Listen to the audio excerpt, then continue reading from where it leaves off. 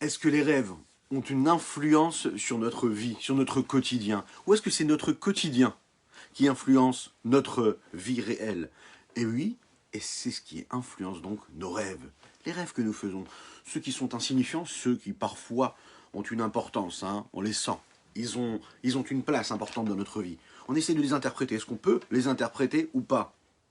On va le voir. C'est notre comportement, hein, qui génère ce qui se passe pendant notre nuit, ce que nous faisons pendant notre journée. C'est ce que nous allons voir ensemble. Et puis on va continuer à apprendre à bien savoir faire les bilans. Parce que c'est important aussi d'être le vrai expert comptable.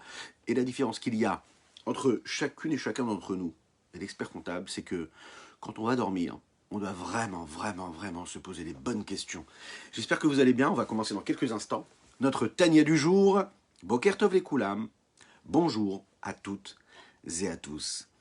Aïtadelalayaya, maïaïaïaïa, maïtadelalayay, aïaïaïa, aïtadelalayay, tadelalayam, dadadam, dadadam, dadadam, bam, bam, bam, maïtadelalayaya, maïaïaïaï.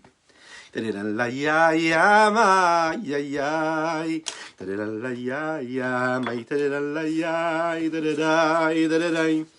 Ay, da, ay, ay, ay, ay, da, da, la, ya, ay, ay, ay, ay, ay, ay, da, da, la, ya, ay, ay, ay, oh, ya, ya, ay, da, da, la, ya, ba, da, di, dam, dam. Ay, ay, ay, ay, da, da, ay, di, dam, ay, ay, ay, ay, ay, da, da, la, ya, ay, ay, ay, ay, ay, ay, da, da, la, ya, ay, ay, ay, ay, ay, ay, da, da, la, ya, da, da, di, dam, dam.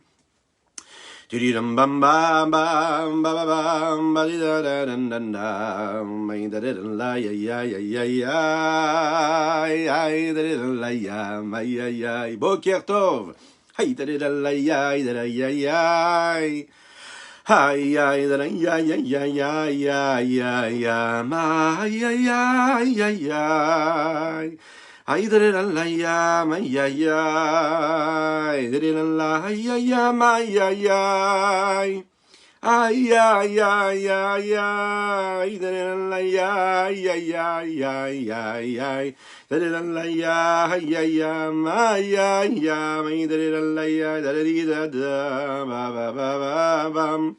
Bye, da da da da, ya ya, da da la ya ya ya ya ya ya, da da la ya ya ya ya ya, da da la ya ya ya, da da la ya mai, da da da da da da da da da, da la ya ya ya ya ya ya, da da la ya ya ya, oh ya ya, mai da da da da da da da. Tididam dam dam bam, tididam, tididam ba ba ba boy. Boker Tov les Koulam, bonjour à toutes et à tous. Je suis infiniment heureux de vous retrouver en cette magnifique matinée que Dieu nous offre sur la terre. Et ce n'est pas rien, oui, de le dire. Alors, j'espère que vous êtes bien installés, j'espère que vous allez bien. Il y a le tzaddik, il y a le Benoni, il y a cet homme qui nous ressemble, ou plutôt ce critère-là, à qui nous ressemblons tous, que nous essayons d'être au moins ce Benoni-là. Et il y a le tzaddik. Le tzaddik, quand il va dormir, il fait une forme de rêve. Le Benoni, lui, fait d'autres formes de rêves. Et ces rêves n'ont pas l'influence, n'ont pas la même influence, que ce soit pour le tzaddik, que ce soit pour l'homme simple.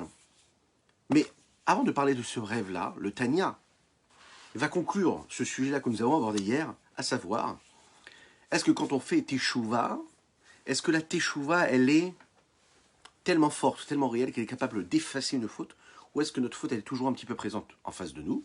Nous l'avons dit, David Amelach le dit, Vichatatinegdi tamid, ma faute est toujours présente, elle est en face de moi. Je l'ai, je sais qu'elle est là, elle est un petit peu comme un garde-fou. Hein. Ce qu'il faut savoir, c'est que les mauvaises actions, les actions interdites que nous faisons, et les fautes que l'on peut commettre, qui sont des fautes graves, en général chez les hommes, on ne va pas les décrire ici, qui sont des fautes que nous commettons quand on est jeune. Et un homme, quand il est jeune, il peut commettre des égarements. avec son corps. Ces fautes-là, elles sont très très graves. Oui, elles sont très graves. Elles ont une influence phénoménale sur les forces de l'impureté. La vie étant ce qu'elle est, nous faisons tchouva et nous grandissons. Et quand on fait tchouva sur ces fautes-là, on doit les mettre complètement de côté. On doit ne plus du tout y penser pour se consacrer à l'accomplissement de la Torah et des mitzvot dans la joie et dans la simra, et puis dans la gloucha, dans la sainteté. Pourtant, quand ils ressurgissent, on doit les mettre de côté, mais savoir qu'ils ont quand même existé. Mais il y a ces fautes-là, qui ne sont pas des fautes, des interdits aussi francs que ceux-ci, et ce sont toutes ces bonnes actions que nous faisons tous les jours, mais qui ne sont pas assez bonnes. Ou bien toutes ces actions qui ne sont pas totalement interdites, mais qui ne sont pas influencées dans la bonne direction, qui ne sont pas imprégnées de la lumière qui est nécessaire. À savoir, est-ce que nous faisons tout ce que nous faisons, l'Echem Shamaim, au nom de Dieu, pour Akadosh Baruch Hu? Est-ce que quand je vis, est-ce que quand je fais un choix de vie, est-ce que tout ce que je fais dans ma journée, dans mon quotidien, est-ce que je le fais parce que Dieu me l'a demandé, en me sanctifiant, en m'élevant, en dirigeant ma volonté vers lui, ou est-ce que je le fais pour moi, pour me faire plaisir à moi-même? Alors, on le sait. Imaginez une personne qui n'a jamais fauté sur Terre. Est-ce que dans ses bonnes actions, elle aussi, elle peut quand même être considérée comme quelqu'un de kadosh, de saint ou pas? Alors il faut savoir que pour être kadosh, pour être saint, ça ne suffit pas juste d'accomplir toute la Torah et toutes les mitzvot. C'est pas ce qui nous permettra d'être vraiment kadosh. Il faut faire autre chose.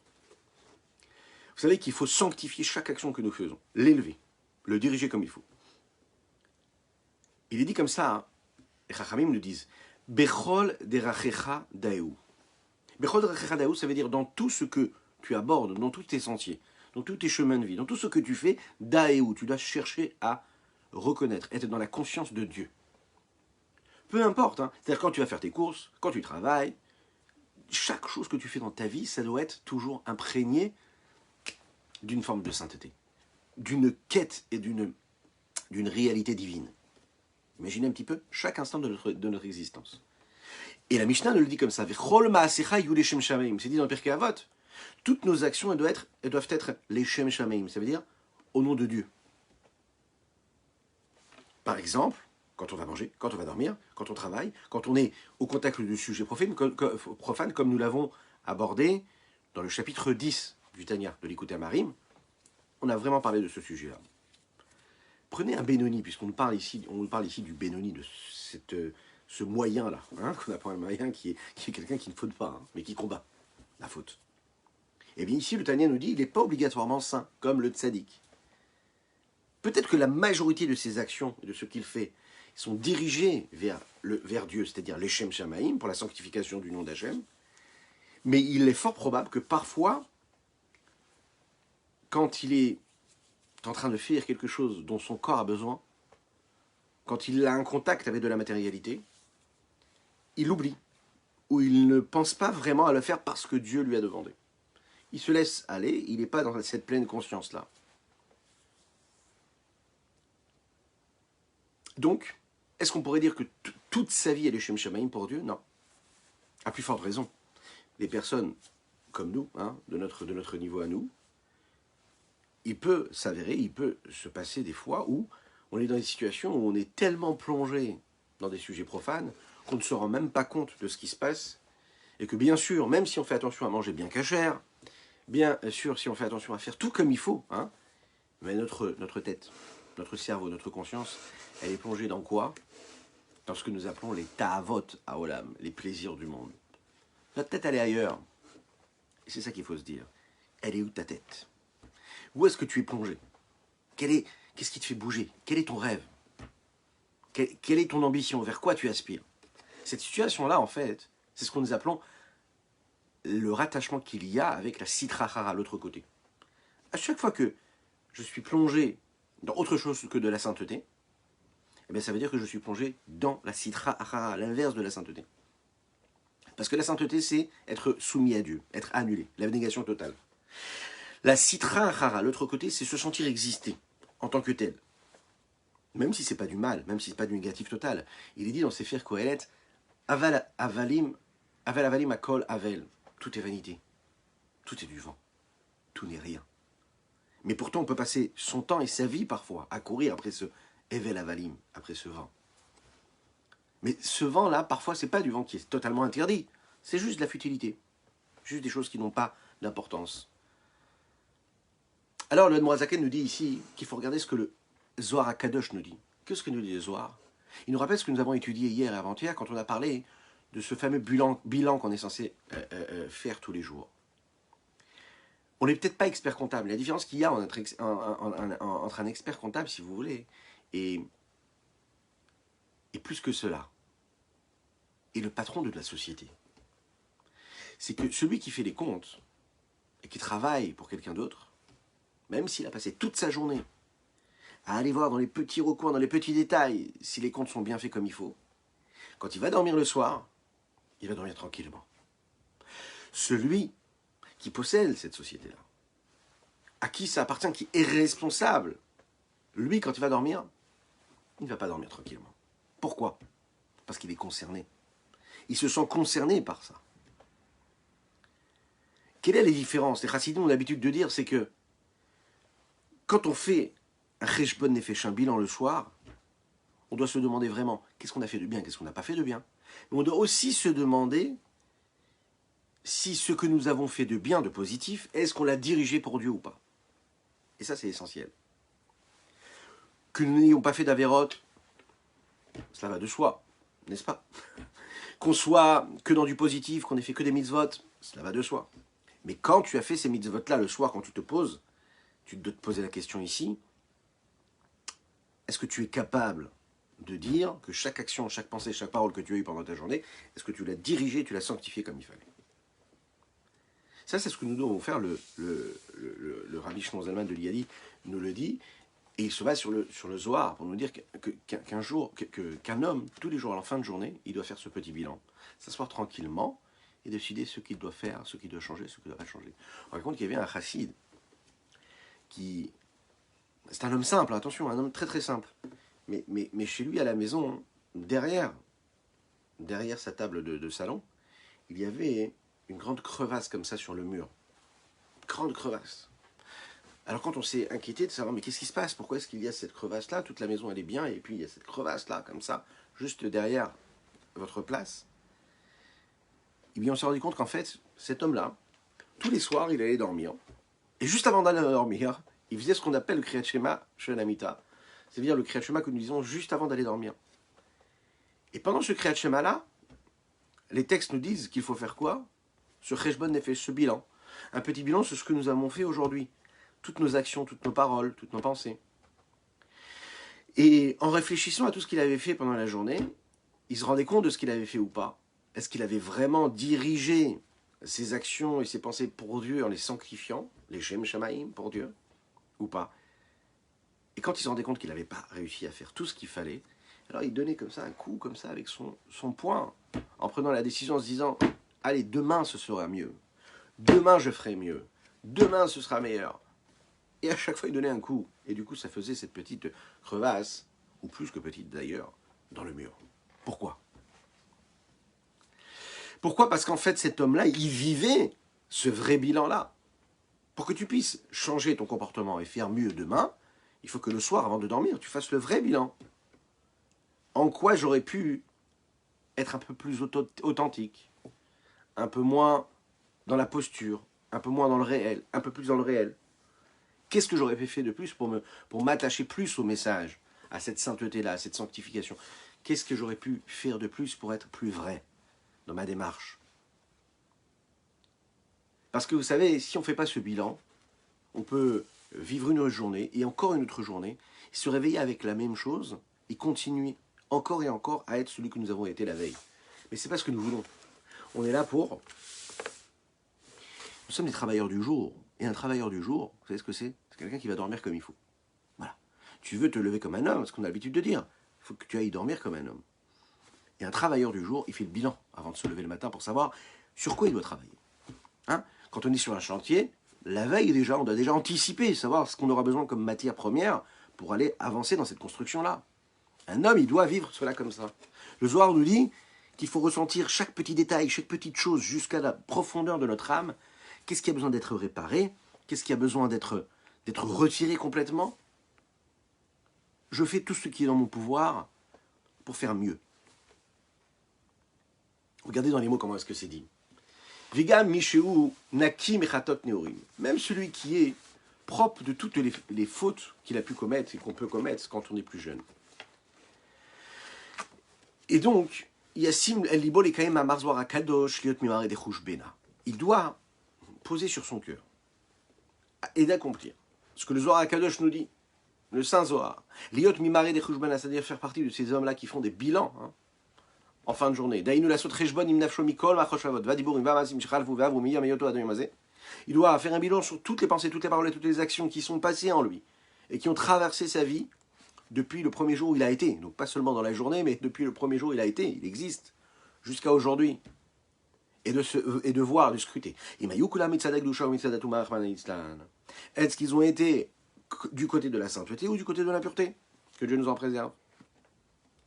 Diaïnou, c'est-à-dire, parce qu'il faut savoir que la sitra hara, c'est pas que tout ce qui est interdit et tout ce qui est repoussant dans la vie d'un homme. L'autre côté, ce que nous appelons la sitra hara, l'autre côté qui n'est pas la gdusha, c'est vraiment tout ce qui n'est pas de la gdusha. Ça veut dire kol avachashavot ve'adiburim ve'amasim, toutes les pensées, les paroles et les actions, asher lo lachem emar, tout ce qui n'est pas pour Dieu. Ve'lirtsono, et pour sa volonté, ve'la'avodato, et pour le servir. Chez Zéou, Pérouche, Leshon, Sitra, Chara, Kaniskarliel. C'est ce que nous appelons l'autre côté, comme il est dit dans le Perek Vav, le chapitre 6. L'autre côté, si vous voulez, de manière globale, cet autre côté, le côté de l'impureté, tout ce qui ne concerne pas la sainteté, n'est pas obligatoirement quelque chose qui est interdit. Mais parfois, ça n'est pas saint. Et si ce n'est pas saint, c'est donc de l'autre côté. Un homme, il peut être en fait dans les deux côtés. Être de ce côté-là et de ce côté-là. Et c'est ce qui se passe avec nous d'ailleurs. Mais quand on réussit à faire ce bilan comme il faut, comme dit notre cher monsieur, on fait un bon débriefing, voilà, avec Hachem, qu'est-ce qui se passe? Eh ben, on va se rendre compte qu'il y a quelques recoins dans notre vie, pas des petits interdits, ni des grands interdits. Juste ici et là, des petites choses que je peux réparer. Et cette conscience-là, elle nous fait prendre complètement une autre direction dans notre vie. Comment? Od Yassim El Libo Rov Chalomodav. En allant chercher ce qui se passe dans nos rêves. Qu'est-ce qui se passe dans nos rêves? Il se passe plein de choses dans nos rêves. Alors, vous savez que les rêves dépendent de ce que nous avons vécu dans la journée. On fait tous des rêves. On fait parfois de beaux rêves, on fait parfois de rêves un peu compliqués, on fait parfois des rêves qui n'ont pas vraiment de lien avec ce que nous avons vécu dans la journée. On ne comprend pas d'ailleurs des fois pourquoi on fait ces rêves-là, et parfois on ne rêve pas du tout. Alors, quand on se lève le matin, parfois on se souvient des rêves qu'on a fait, et parfois on se lève le matin, on oublie les rêves que nous avons faits. Dans la Torah, on nous parle très souvent de rêves. Enfin, très souvent. C'est arrivé. On nous parle de rêves. Voilà. On va dire très souvent. On nous parle des rêves de Paro, on nous parle des rêves de Yosef. On va le voir aussi que dans le Tanakh, dans la Bible, on nous parle des prophètes qui avaient des rêves, parce que c'est de cette façon-là qu'ils avaient la possibilité de parler avec Dieu. Donc les rêves ont une importance, ont quelque chose. Et aussi, on sait que les rêves ont une importance au niveau des sages. À travers le Talmud, on va voir qu'il y a des très grands sages qui avaient des réponses à leurs questions lorsqu'ils allaient dormir. La question c'est, quelle est la source des rêves? D'où viennent les rêves? Et est-ce qu'il y a quelque chose de concret dans ces rêves-là que nous faisons? D'un côté, nous avons le prophète Zecharia. Le prophète Zecharia, il dit comme ça. Chalomot shav yodaberu. Les rêves, c'est du vent. Il ne faut pas du tout donner de l'importance aux rêves. Les Chachamim m'expliquent et disent Divrei chalomot lo ma'alim velo moridim. Ce que nous voyons dans les rêves n'a pas d'influence sur la réalité. C'est une halakha. Il ne faut pas voir les rêves comme un repère et une décision pour notre vie. Alors, si ces rêves se réalisent et qu'ils sont bons, tant mieux. S'ils sont négatifs, il ne faut pas y voir nous une interprétation et de se dire c'est parce que j'ai rêvé ou c'est parce que c'est comme ça. On ne doit pas. C'est la halakha qui le dit. On ne doit pas se baser sur les rêves. De l'autre côté, on voit très bien que la Torah elle nous dit clairement que, par exemple, la prophétie, elle venait chez le prophète pendant la nuit, quand il rêvait. Et pas seulement pendant la nuit, parfois ça pouvait être en pleine journée. Quand le prophète rêve, alors à ce moment-là, il voyait Dieu. Bachalom adaberbo.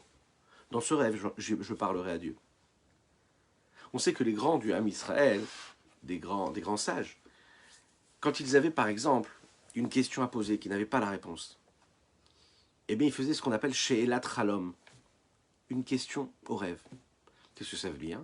Ça veut dire qu'ils demandaient à Kadosh Baruch Hu vraiment de leur répondre à leurs questions, et la réponse, elle venait à travers ce rêve-là. Il y a même un livre entier qui s'appelle She'elat Chalom. C'est un livre qui a été écrit par un très très grand sage, je vais vous donner tout de suite le nom, qui s'appelait Rabbi Yaakov Mimarius. Il est fort probable qu'il ait vécu à un moment en France. Il faisait partie des Baalei Atosfot. Ce livre-là, qui s'appelle She'elat Chalom, c'est un recueil de réponses et de décisions rabbiniques que le maître qui les a écrits les a reçues à travers des réponses qu'il a eues pendant les rêves. Vous imaginez un petit peu ce que ça veut dire. Ce livre-là, il a été écrit il y a plus de 700 ans, hein, si vous voulez une idée. Le Zohar HaKadosh nous dit comme ça que tout dépend du niveau de spiritualité qu'un homme il a. Pendant le sommeil, si vous voulez, l'âme, elle monte chez Dieu. Elle s'élève. Elle se détache du corps, elle monte chez Dieu. Pourquoi? Ben pour se ressourcer, pour se régénérer. Et il y a différentes conditions à cela, quand cette âme monte pendant le sommeil. Il est dit comme ça par David HaMelech, Mi ya'aleh be'ar Hashem, neki kapaim uvar levav. Qui est-ce qui va pouvoir monter, d'accord, et grimper sur cette montagne de Dieu? C'est celui qui a les mains propres. D'accord? C'est celui qui a un cœur saint. Celui qui a ces conditions-là, Asher lo nasa lashav, nafshi velo nishbali mirma, quelqu'un qui s'est bien comporté toute la journée, qui n'a pas dit de paroles futiles, qui s'est sanctifié pendant sa journée, lui, en fait, quand il monte chez Dieu, pendant la nuit, cette neshama, quand elle monte, elle va vraiment, vraiment, vraiment trouver les réponses qu'elle doit trouver. Alors, je vous rassure, il n'y a pas que des tzadikim qui ont vécu il y a 700 ans et qui ont cette possibilité. Parfois, il y a des hommes simples qui ont la possibilité de ressentir ça. Quand ils ont un vrai contact avec Dieu, quand ils sont authentiques dans leur démarche, Kadosh Baruch Hu leur répond. Celui qui rentre dans ces conditions-là, des grands tzadikim, ont la possibilité de faire des rêves véritables qui vont, dans ces rêves-là, recevoir ce qu'on appelle le Ruach HaKodesh, l'Esprit Saint de Dieu, qui s'installe en eux, et que quand il s'installe, il leur répond à des questions claires de Torah.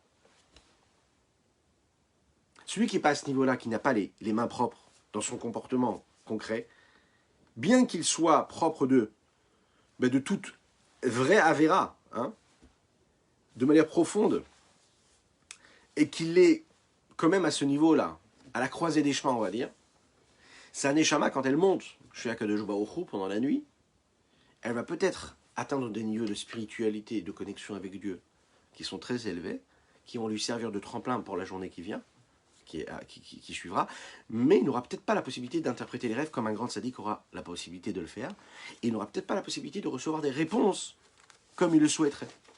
Tout dépend de notre niveau de spiritualité. Le Zohar nous dit que quand un homme, il voit dans son rêve quelque chose de positif, et qu'il est capable de se souvenir que pendant la journée, il a vécu quelque chose qui ressemble à ce qu'il a vu dans son rêve, il peut se dire qu'il y a un vrai lien. Autrement dit, on rêve à ce que nous avons vécu et en fonction de ce que nous avons vécu pendant la journée. Si notre quotidien, si ce que nous faisons, ce que nous disons, ce à quoi nous pensons pendant la journée est sain et positif, alors à ce moment-là, ça générera et ça fera naître en nous des rêves qui correspondent à cette réalité-là. C'est la raison pour laquelle on dit qu'un homme, il doit tout faire pour vivre des expériences positives et saines pendant sa journée, de façon à ce qu'il ait de bons vécus pendant sa nuit. Et qu'il ait de bons rêves.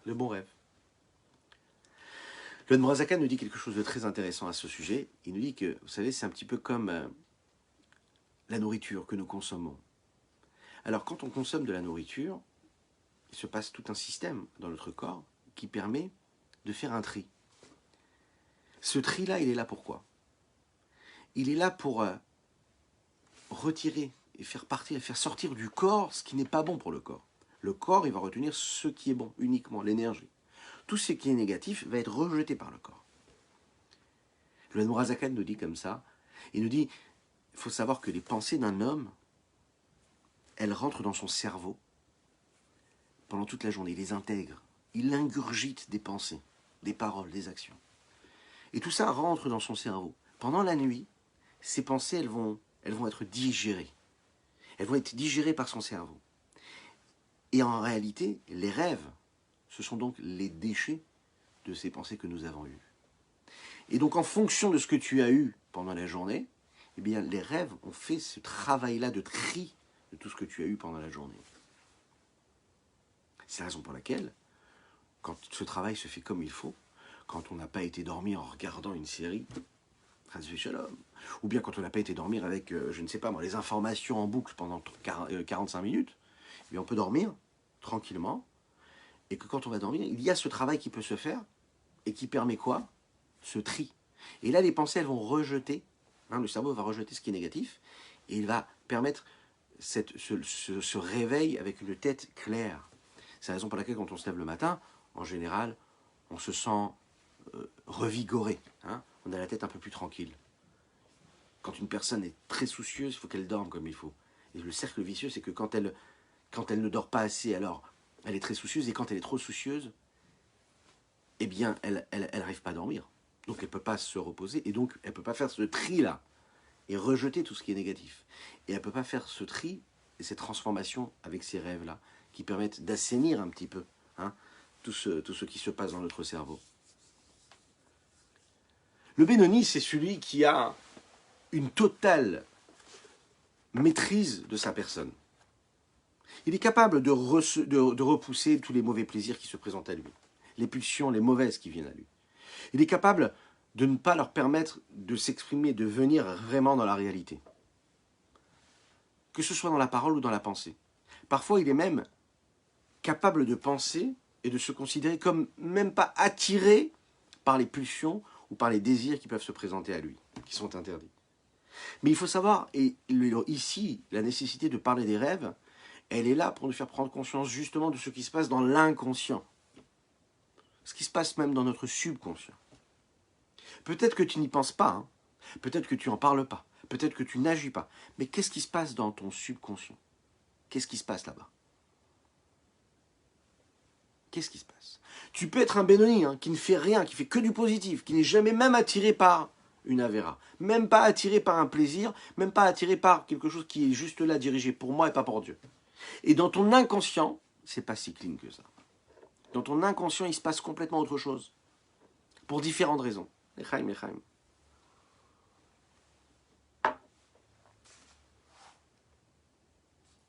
Quand je vois quelque chose d'interdit, je peux m'en écarter comme je m'écarte du feu. Mais dans mon inconscient, ok, je suis quand même attiré par la chose. Je ne m'en rends même pas compte, mais je suis quand même attiré par ce qui est en face de moi qui est interdit.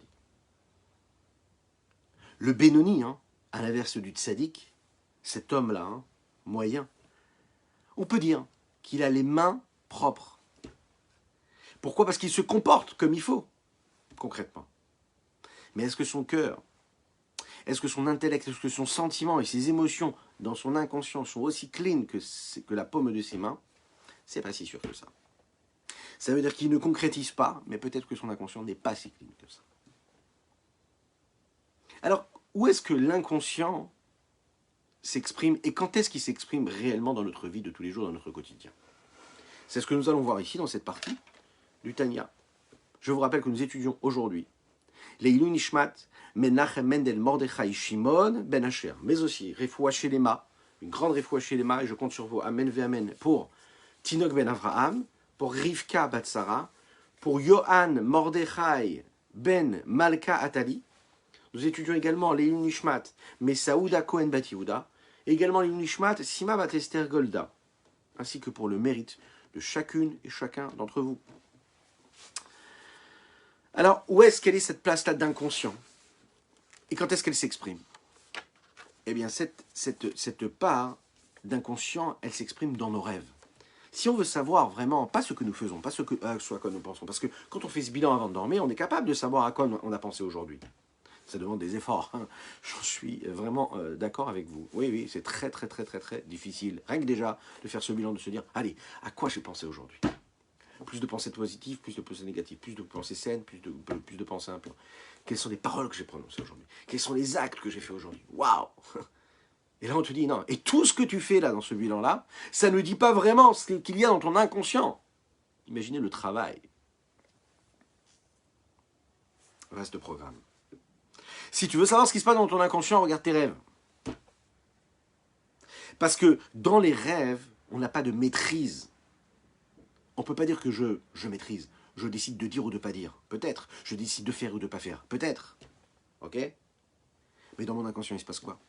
Autrement dit, un homme a différentes étapes dans ce combat-là pour l'excellence, pour le sublime. Déjà, vous avez une personne qui n'arrive même pas à ne pas faire. Vous avez une personne qui n'arrive même pas à ne pas dire ce qu'elle a envie de dire. Elle n'arrive pas à se taire, elle n'arrive pas à ne pas penser à des choses auxquelles elle ne devra pas penser. Alors déjà, la première chose qu'on lui fait, on lui dit, essaye de travailler, c'est ce que nous avons vu dans les premiers chapitres. Essaye de faire, pas essaye, tu dois ne pas penser à ce que tu ne dois pas penser. Tu ne dois pas faire ce que tu ne dois pas faire, c'est interdit, tu ne dois pas le faire. Ensuite, tu ne dois pas dire ce que tu ne dois pas dire. Une fois que tu as atteint ce niveau, tu dois essayer de travailler, faire en sorte de ne même pas avoir envie de faire, pour ne même pas avoir besoin de repousser, ce qui n'est pas bien de vivre. Donc tu ne dois même pas avoir envie. Une fois que tu as réussi à travailler tout cela, hein, tu as fait ça, c'est-à-dire que tu n'as même plus des mauvaises envies, tu n'as même plus des mauvaises pensées, tu n'as même plus des mauvaises paroles qui viennent, tu n'as même plus besoin de faire ce travail de nettoyage, hein, comme nous le disions hier, comme ce palais-là qu'on fait pour le roi, et que d'abord on nettoie, on enlève, mais une fois que tu as enlevé, tu dois te rendre compte que, est-ce que les fondations, elles sont bonnes? Tu dois vraiment regarder, est-ce que le sol, une fois que tu as nettoyé toutes les saletés superficielles qu'il y avait, oui, est-ce qu'il est comme il faut? Est-ce que c'est bien? Est-ce que c'est bien posé là? Ou est-ce que c'est mal posé? Qu'est-ce qui se passe? Qu'est-ce qui se passe derrière? Qu'est-ce qui se passe dans l'inconscient? Et donc là, nous sommes encore une fois dans cette quête de l'excellence, et on cherche à savoir ce qui se passe dans notre inconscient. Celui qui ne montre même pas son nez, et auquel on ne pense même pas, mais en fait qui influence ce que nous sommes. Vous savez pourquoi c'est important quand même de savoir ce qui se passe dans notre inconscient? C'est la raison pour laquelle on doit savoir ce que nos rêves nous disent. Merci beaucoup, Razak. Parce que cet inconscient-là est en train de décrire ce qui est capable parfois de ressurgir quand on s'y attend le moins. C'est ça aussi le problème de l'inconscient. C'est-à-dire que tu es persuadé d'avoir travaillé tout, ta parole, tes actions, tes pensées, et d'un coup comme ça va ressurgir. Et tu te dis, mais comment j'ai pu arriver à ça? Comment d'un coup j'ai pu me laisser complètement avoir par cette pensée-là? Comment est-ce qu'elle est arrivée? D'où est-ce que c'est arrivé cette envie de faire une avéra? Mais je suis complètement dans une autre dimension, d'accord? Mes gestes, mon quotidien, il est beaucoup plus spirituel, beaucoup plus assaini.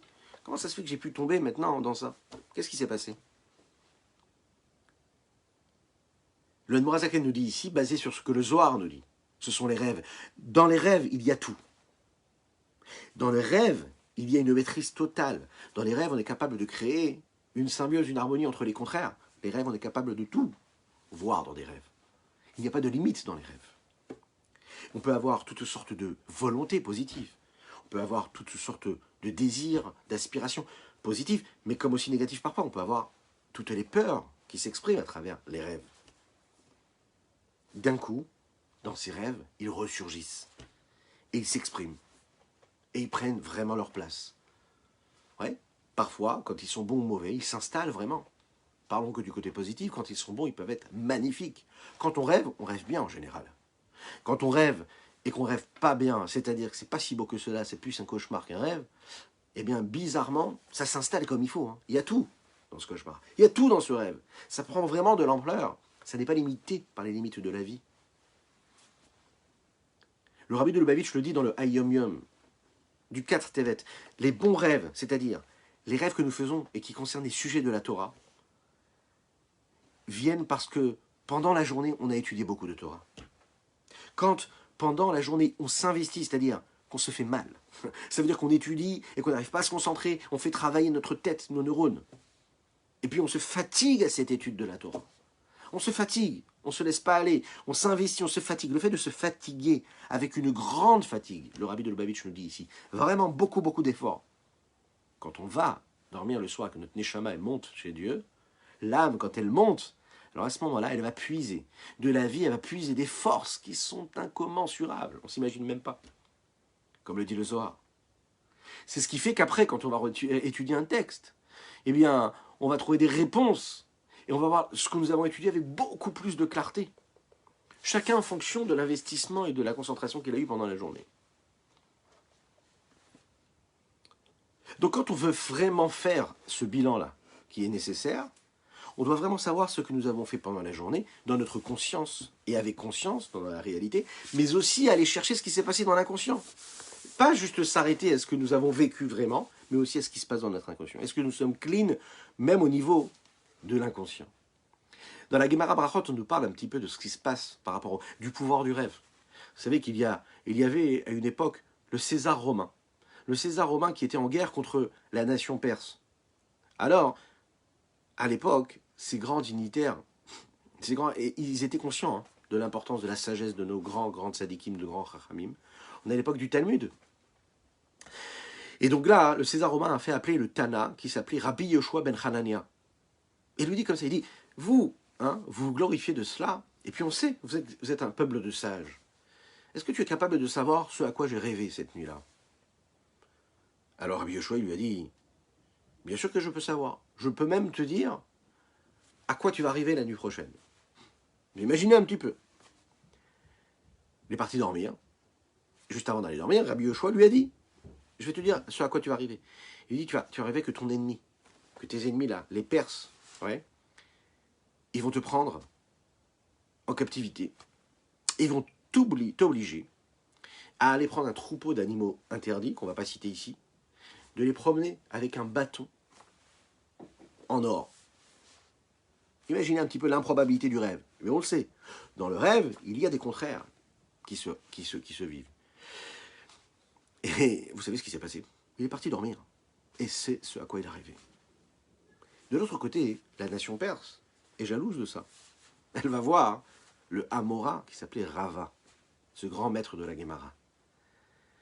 Vous aussi, peuple juif, vous êtes un peuple de sages et vous en orgueillissez de cela. Dites-moi, mon cher Rava, est-ce que vous êtes capable de savoir ce à quoi je vais rêver cette nuit en allant dormir?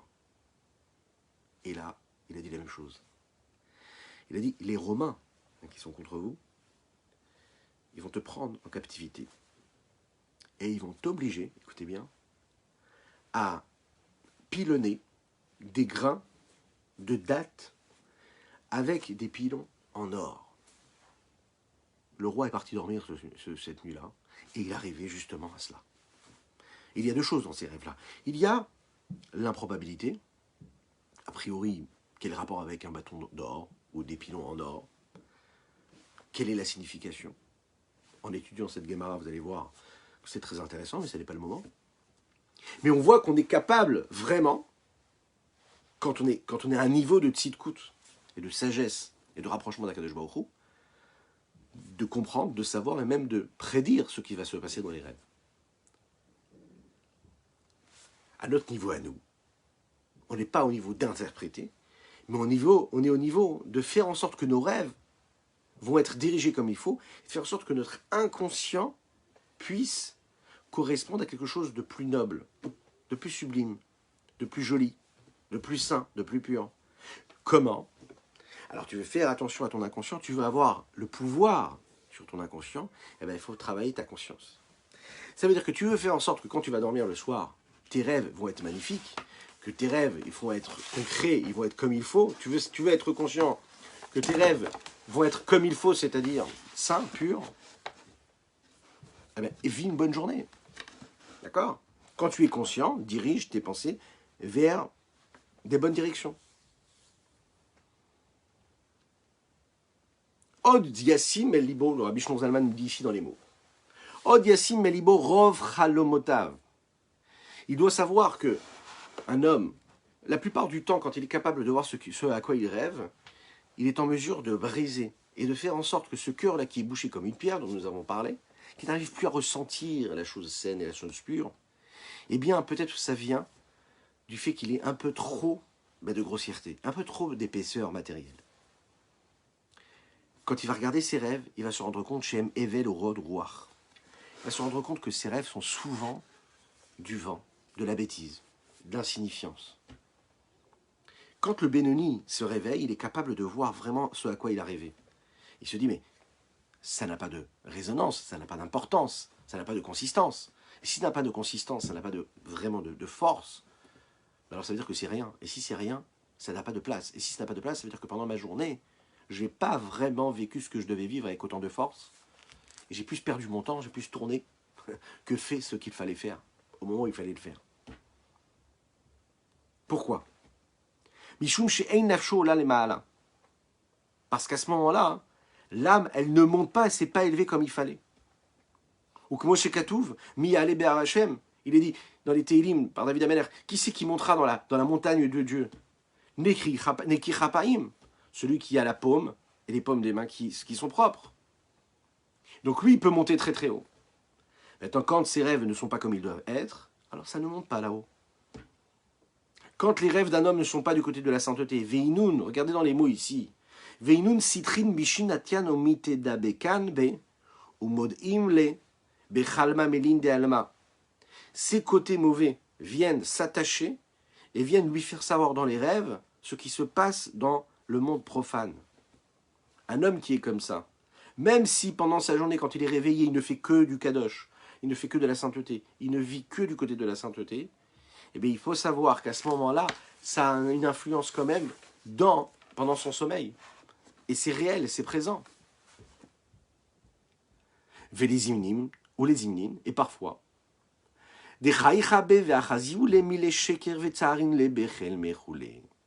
ces mauvais côtés-là, ces forces de l'impureté, ces forces de l'autre côté, ce qui n'est pas de la sainteté, se rient de lui et lui montrent toutes sortes de mensonges, toutes sortes de choses irréelles. Et parfois, ça devient même des souffrances, parce que dans les rêves, parfois, on voit des choses qui ne nous plaisent pas du tout, qui nous font mal et qui nous font peur. Ça, c'est ce qui a été généré par les forces du mal et les forces de l'impureté. Moshe Katouf Bazoar Vaikra, comme il est dit dans le Zohar de Parashat Vaikra, Dafraf et Hamoud Aleph et Hamoud Bet, Ayen Sham Ba'arichut. Ceux qui veulent peuvent aller regarder le Zohar, ceux qui peuvent. C'est la raison pour laquelle, vous savez, pendant les rêves, un homme, il peut parfois avoir peur. C'est la raison pour laquelle les tzadikim ont l'habitude de dire que pour avoir des rêves qui sont purs et des beaux rêves, qu'est-ce qu'il faut faire? Avant de dormir, on va embrasser la mezouza. C'est arrivé souvent des histoires quand des personnes faisaient des mauvais rêves. On le disait, les chachamim disent, il faut aller vérifier la mezouza. La mezouza de la chambre, la mezouza de la maison, toutes les autres mezouzotes. Il faut aller vérifier, par exemple, si on est un homme, les téphilines. Si on est une femme, est-ce qu'on respecte scrupuleusement toutes les lois qui concernent la pureté familiale? Est-ce qu'on respecte toutes les lois qui concernent le Shabbat, la cacheroute? Est-ce qu'on vraiment, notre quotidien, est-ce qu'il est vraiment influencé par la sainteté ou est-ce qu'on s'égare? Et en fonction de cela, on peut influencer les rêves qu'on va avoir pendant notre sommeil. Et donc, pour conclure, c'est ce bilan que nous allons faire, que ce soit dans ce qui se passe de clair, de visible pendant notre journée, comme dans ce qui se passe dans notre inconscient, ce bilan qui va nous permettre de nous élever, de nous sanctifier, et puis d'atteindre un niveau de spiritualité phénoménal, de se rapprocher d'Akadosh Baruch Hu, et de permettre à Dieu de résider ici-bas sur terre, encore et encore. Et plus on lui permettra de résider encore et encore, de dévoiler sa présence, de lui permettre de s'installer ici-bas sur terre, plus on pourra arriver vers cette libération totale de l'humanité tout entière, celle que l'on vivra avec la venue de Mashiach très très rapidement. Et je conclus en vous souhaitant un excellent Shabbat, un grand Shabbat Shalom, un Chodesh Tov Mevorach. Rappelez-vous que nous sommes pendant le mois de Hadar, à partir de hier soir, que c'est un mois, il faut être joyeux, il faut, comme nous l'avons dit hier soir dans le cours, chaque seconde, chaque minute qui passe, intensifier notre joie, de ne pas laisser une seconde, une minute passer avec autant de joie que nous avons eu avant, mais intensifiant. Rajoutez de la joie. Il n'y a que ça qui nous fera briser toutes les chaînes et toutes les barrières de nos limites, celles de l'exil. Que Dieu vous bénisse et qu'il vous protège. Je vous souhaite un super Shabbat Shalom, avec une super bracha pour Dana Rachel Kanouna Cohen et Arlet Mazouz, et pour notre ami Laurent Bahanes. Que Dieu vous bénisse. Razak, je compte sur vos partages, je compte sur vos likes, je compte sur vos commentaires. Shabbat Shalom. Mishe, Mishe, Mishe, Mishe, Mishe, Mishe, Mishe, Mishe, Mishe, Nichnas Adar. Mishe, Mishe, Mishe, Mishe, Mishe, Mishe, Mishe, Mishe, Mishe, Nichnas Adar. Ay, ay, ay, Mishe, Nichnas Adar. Marbim, marbim, besimcha. Mishe, Nichnas Adar. Marbim, marbim, besimcha. Mishe, Mishe, Mishe, Mishe, Mishe, Mishe, Mishe, Mishe, Mishe, Nichnas Adar. Mishe, Mishe, Mishe, Mishe, Mishe, Mishe, Mishe, Mishe, Mishe, Nichnas Adar. Ay, ay, ay, Mishe, Nichnas Adar. Marbim, marbim, besimcha. Mishe, Nichnas Adar. Marbim, marbim, besimcha. Ay, ay, ay, Mishe, Mishe, Mishe, Nichnas Adar. Marbim, marbim, marbim, besimcha. Mishe, Mishe, Mishe, Nichnas Adar. Marbim, marbim, marbim, besimcha. Mishe, Mishe, Nichnas Adar. Marbim, marbim, marbim, besimcha. Mishe, Mishe, Mishe, Nichnas Adar. Marbim, marbim, marbim, besimcha. Shabbat Shalom, Chodesh Tov u'Mevorach. Shabbat Shalom, Shabbat Shalom.